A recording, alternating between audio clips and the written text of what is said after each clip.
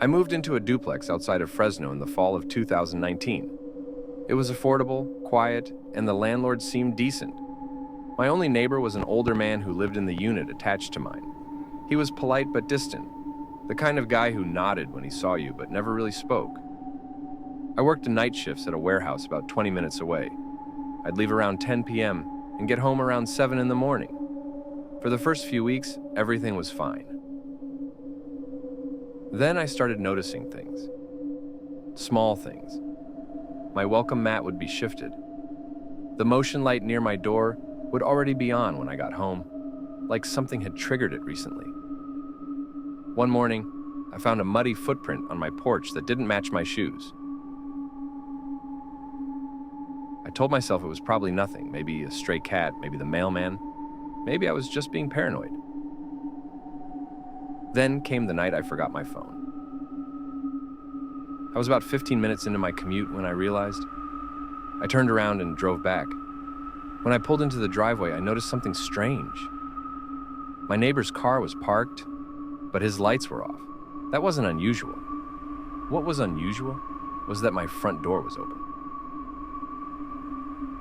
Just slightly, maybe 3 or 4 inches. I knew I'd locked it. I always locked it. I sat in my car for a long moment, watching the door.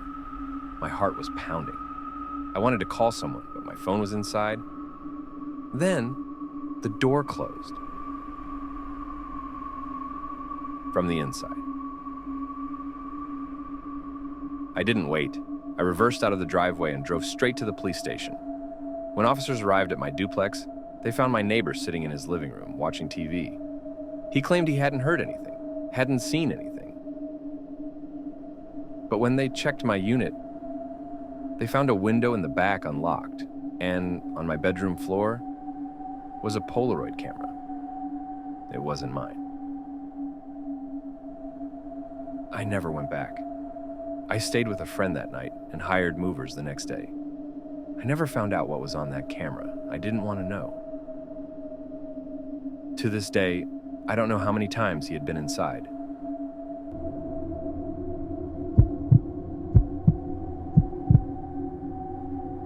I moved up to the mountains in the summer of 2021. I wanted to get away from the city. I wanted peace, quiet, solitude. And for the most part, I got it.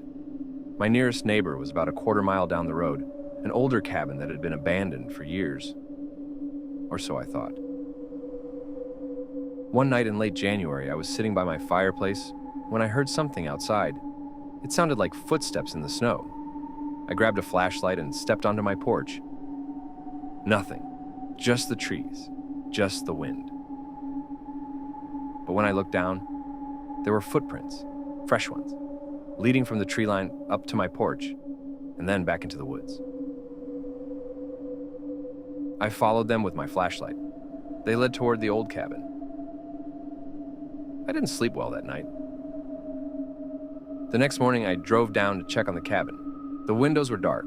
The door was locked, but there was smoke coming from the chimney. Someone was living there. I knocked. No answer. I knocked again. Still nothing. I called out. Silence. I decided to leave it alone. Maybe it was a squatter. Maybe someone just needed a place to stay. I wasn't the type to call the cops over something like that. But then the visit started. Every night, around 2 or 3 a.m., I would hear footsteps outside my cabin. Sometimes they'd circle the house. Sometimes they'd stop right outside my bedroom window. I set up a trail camera near my porch. The first few nights, it captured nothing. Then, on the 4th night, it captured a man. He was thin, pale, wearing a heavy coat and no shoes. He was standing about 10 feet from my front door, staring directly at the camera. His eyes were wide open, his mouth was slightly parted, and he was smiling. I packed a bag and drove to a motel that night. I called the sheriff the next morning. When deputies arrived at the old cabin, they found it empty. But inside, they found something disturbing. Dozens of photographs, all of me, taken through my windows, some while I was sleeping. They never found the man. I sold the property 2 months later. I still think about that smile.